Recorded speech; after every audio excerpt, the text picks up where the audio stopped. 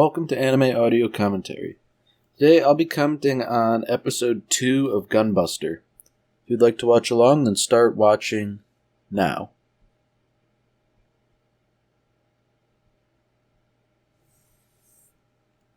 So interestingly, we start off this episode with a flashback, or a sequence taking place in the past, kind of like the first episode where Noriko was talking about her father. But this time, it seems like what we're seeing here is the incident itself, which took place in 2015, which I find increasingly disconcerting considering 2015 was so long ago and it was once portrayed as far enough in the future to be considered sci-fi.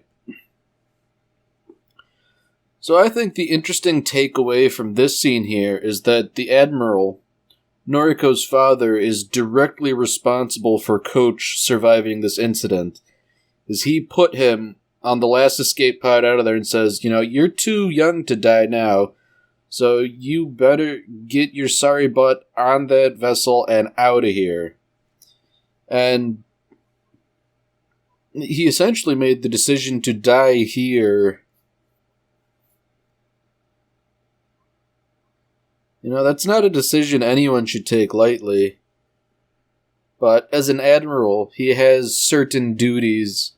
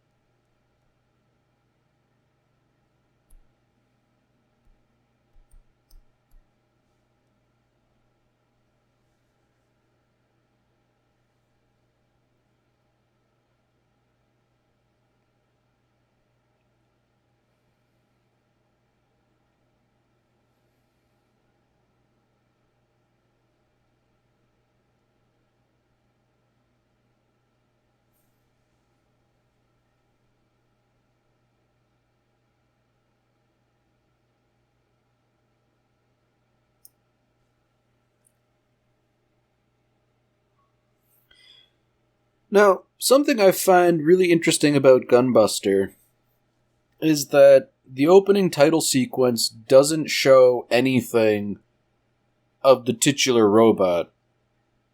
It shows a bunch of things of training robots and indeed some more serious robots they use in actual combat, but none of them are the Gunbuster itself. Now, personally, I really do like the opening sequence. I think the music is superb, but that was just something I find interesting because normally, or perhaps not normally, but somewhat often, an anime will spoil plot points or things like that in the opening sequence by showing, I guess, villains who later defect to the good guys or people who become villains, stuff like that, is sort of foreshadowed in openings oftentimes. And oftentimes long before it actually happens in the show, like episode 1 kind of stuff. So, that's just something I thought was interesting, that, maybe Gainax was a bit forward-thinking here. They wanted the reveal of Gunbuster to be this big, momentous occasion, and in doing so, they sort of hid it away from the audience for a good few episodes. Now, here's something else that's very interesting. They clearly pointed out that one robot they just flew past was a Soviet machine. The implication being that, I believe Gunbuster is taking place in 2023. The idea is that, even even in a year later than the present day at which I'm recording this episode, the Soviet Union still existed and was a major power.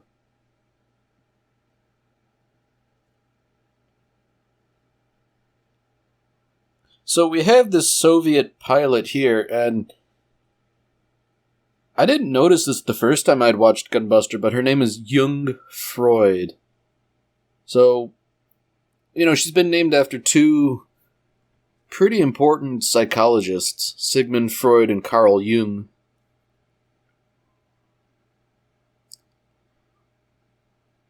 There's a lot of fine details about Gunbuster that I don't remember from the first time watching, but I wonder if that's important, her being named after a couple of psychologists, if Gainax is being a little on the nose about things here. But back to what I was saying about Jung Freud being a Soviet pilot. Gunbuster was made in the late 80s, like 88, 89, something like that.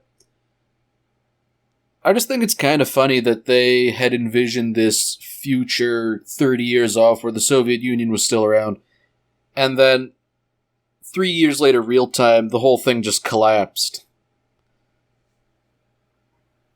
It's just one of those interesting things about how history in many ways is really unpredictable.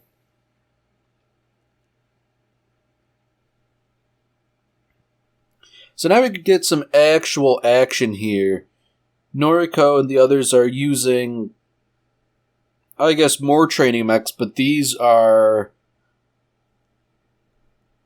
I guess, space-worthy, whatever the term is. They're airtight and all that, so they're capable of maneuvering in outer space and doing all that safely.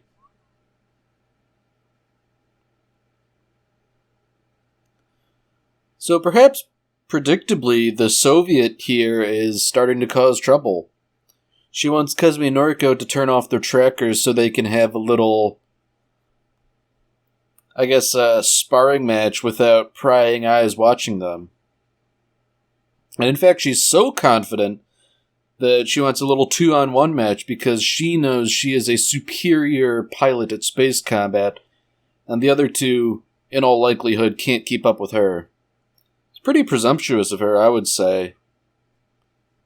Kazumi was pretty skilled, and Noriko is, I guess, a raw talent, if not a practiced one. Indeed, it seems like Jung has already gotten a bit more than she bargained for. Kazumi is able to keep up with her with very little effort.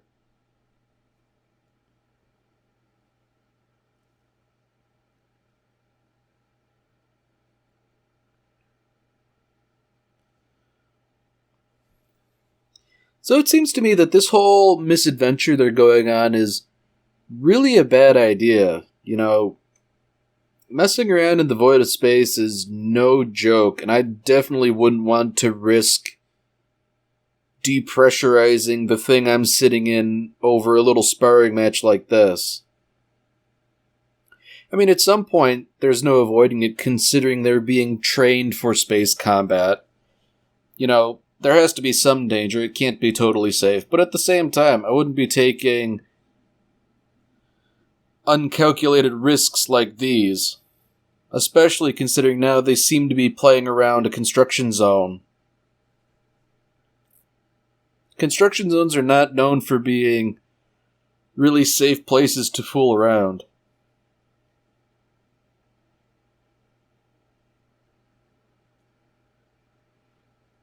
So just to highlight how unsafe it is, while Kazumi and Jung are just rocketing around destroying things, Noriko seems to have kind of got lost, and she's now just sort of idly wandering around the construction zone.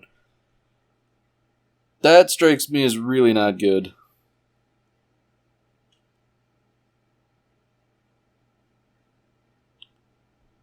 Of course, even worse, Jung and Kazumi have seemed to have stumbled upon something interesting. What exactly it is not clear, but it most likely pertains to those aliens.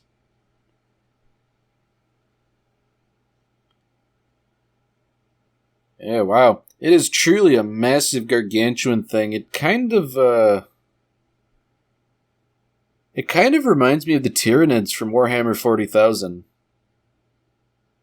You know, giant space locusts, essentially.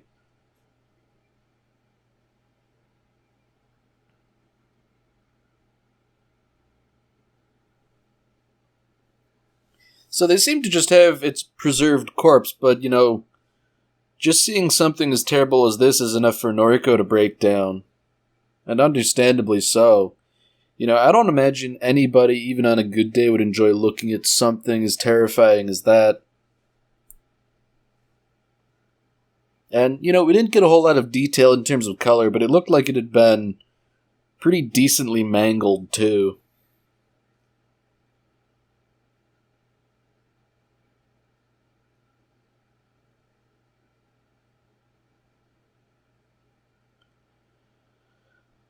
Though it seems like now they've really done it. The security system is starting to kick off. Surprised it didn't happen earlier, to be honest, considering how they were breaking things.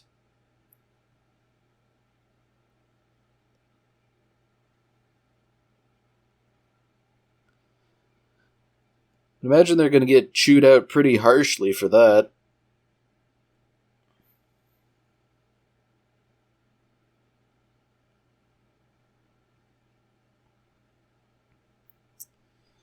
Yeah, as expected, Coach has got the full measure of what's going on.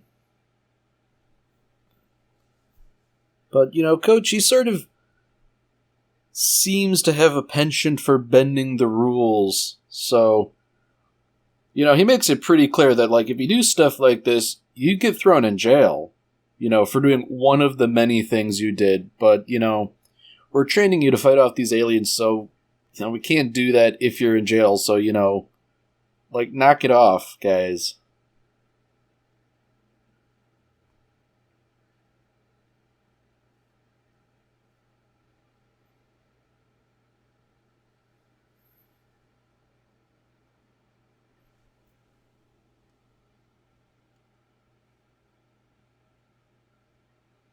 So now we learn a little bit more. And I guess this is part of the sophistication of space travel and all that.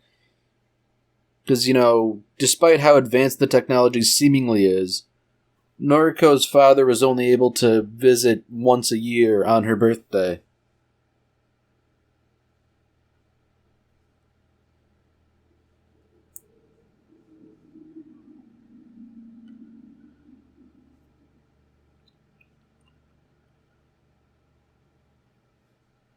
So it seems like, for Jung, bygones are just bygones. She didn't really mean anything by it. She just wanted to have some fun.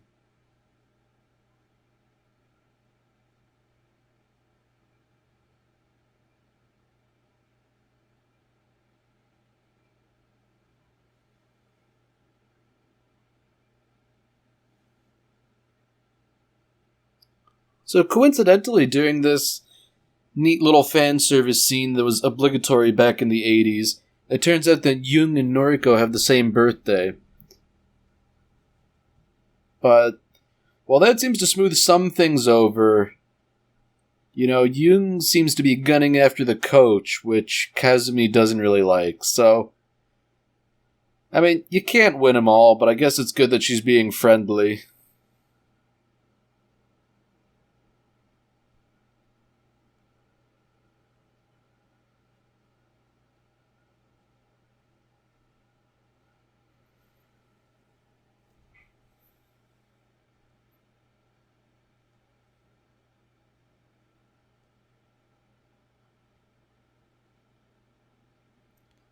So now it seems like something interesting is happening out in space. Something that might concern the fleet. Especially since, whatever it is, it's coming from the Perseus arm of the galaxy, and it's approaching it pretty darn fast. And the fact that it's so large and moving so fast strikes everyone as A really unusual event. So it would seem to me that it could be some sort of ship or something. And if it's those aliens, that would really be not good. Especially because it seems to be making a beeline for Earth.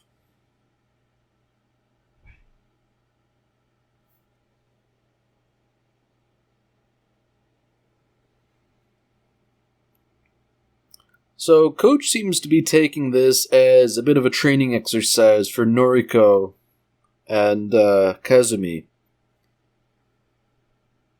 The officer in charge here, I don't know whether he's a captain or an admiral or whatever, he seems to be doubting Noriko again. Wouldn't Jung be better in her place? But Coach is pretty adamant.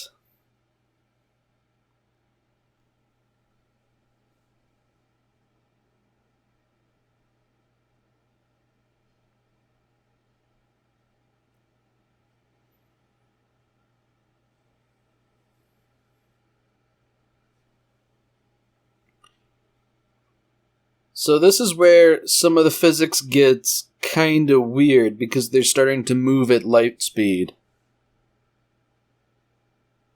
So for every minute they move at near light speed, that's 3 months that passes on Earth, or so Coach says. So if things go wrong, that's going to mean a lot of time. And the time doesn't pass for them. That's the weird thing. They're sort of plucked out of time and placed at a later date. Of course, at this point, we don't really feel the full effects of all that yet, We sort of know it in an academic context, but that's different from actually experiencing it. So, they're all sort of offering pleasantries regarding this light speed travel. Jung says, yeah, you're going to be missing my birthday, but, oh well, can't be helped. And they just sort of say, don't turn into an old hag while we're gone. But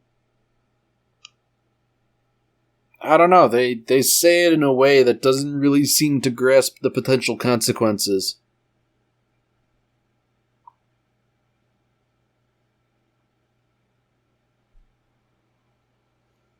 So I don't think this was ever really explained or addressed earlier, but I don't know why they wear those face coverings. They just seem to be cloth. I don't think they really do anything while they're inside the pressurized cockpit of the machines. So I'm wondering if it's just for appearance's sake.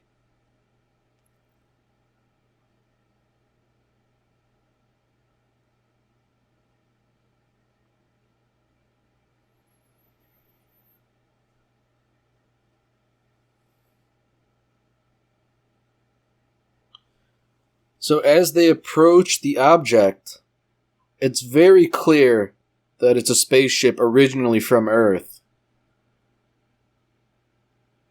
Worse yet, it's the Luxian, which is the ship Noriko's father was on. Coach obviously recognizes that this is immediately not a good thing. Noriko can't be allowed near it, but she immediately starts acting on her own and jumps right on it. At the cost of the booster that allowed her to travel near light speed. So, man, things are not good. Based on the relativistic travel, only 2 days have passed on the ship since the battle. So obviously Noriko thinks her dad could potentially be still alive on here somewhere. And indeed, that's a possibility, but, this is breaking rules and stuff. They're messing with relativistic time here. So, it's Coach's responsibility. He's gonna drag Noriko out of there, and he tells Kazumi, if 3 minutes pass, head back, or too much time will pass for you, I'll take care of Noriko. It might take us extra time, but, we'll take care of it.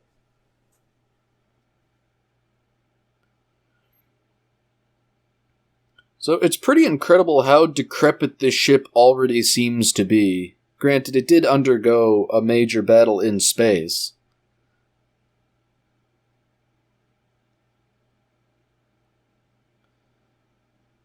So of course Noriko is just single-minded in trying to reach the main bridge where her father would have been.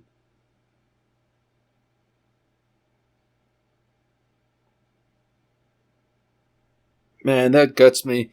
She wrenches the door open to find indisputable proof. The bridge had been essentially sheared open and open to the void of space, There's no way he could have survived something like that.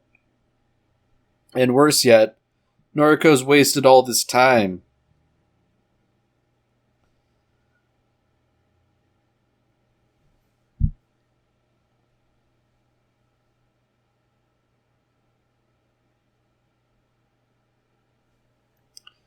So Kazumi also seems to be wavering in her determination to hold to the mission. She was instructed to leave at a certain time, but whether or not she'll actually do that is up for debate.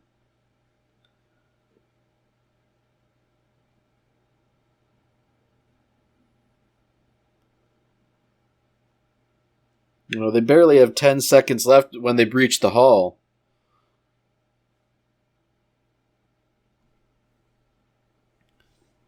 So they do indeed make it, but whether or not they made it on time is the question.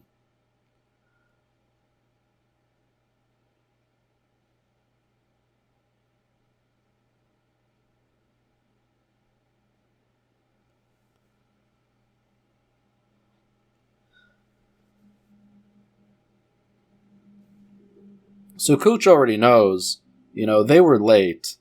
And they were 12 seconds late. And if my math is correct, 12 seconds is a fifth of a minute. So a fifth of 3 months, that's like, I don't know, 2.5 weeks or so? So on top of the time they were already expected to be gone for, you had 2.5 extra weeks to that. That's not an insignificant amount of time.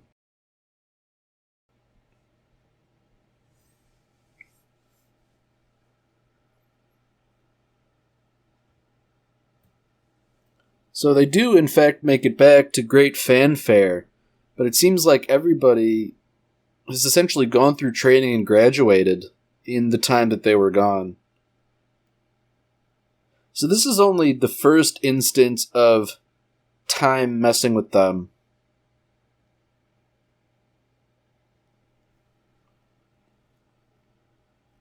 So Kazumi puts it there pretty succinctly. For everyone, 6 months have passed. Jung tries to sort of comfort her about her father, but for Noriko, it was merely an hour ago. That wound is still pretty fresh.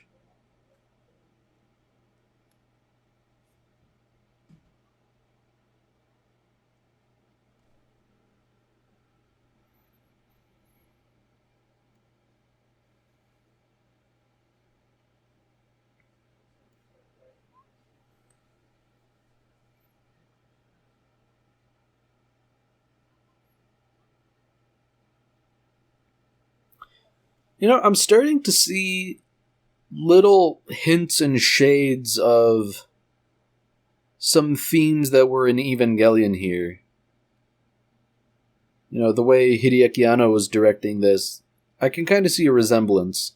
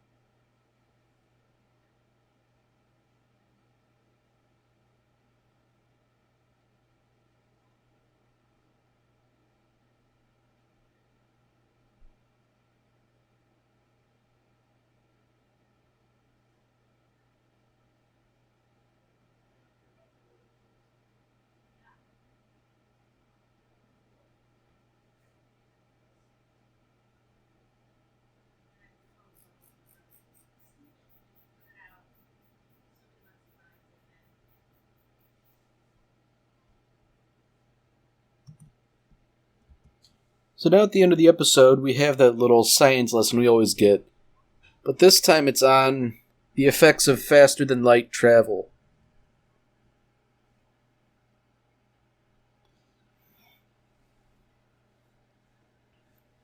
So the basic idea here, as I understand it through physics, is that moving faster through space causes you to move slower through time. And it gets up to a point where, if you're not moving at all through space, that is the fastest you'll move through time. And if you're moving as fast through space as possible, then you do not move through time. Of course, the fastest you can move in space is the speed of light, but objects that have mass can't really fully reach the speed of light. You know, they can get really close, but I don't remember what exactly the limiting factor is. But I don't know. There's something about having mass that prevents you from moving quite that fast.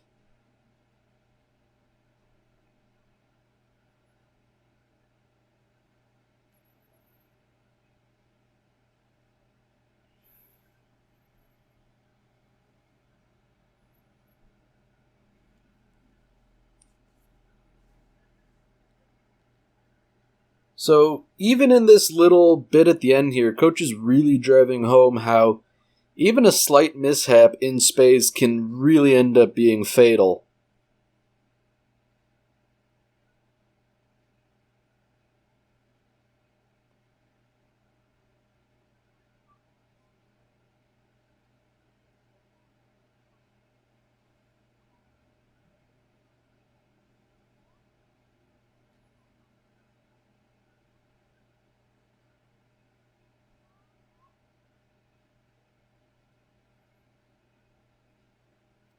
So interestingly, Gunbuster has pretty long previews of next episodes. I guess that's something that can't really be avoided considering it was an OVA, where I believe it was one episode released at a time over a course of several months.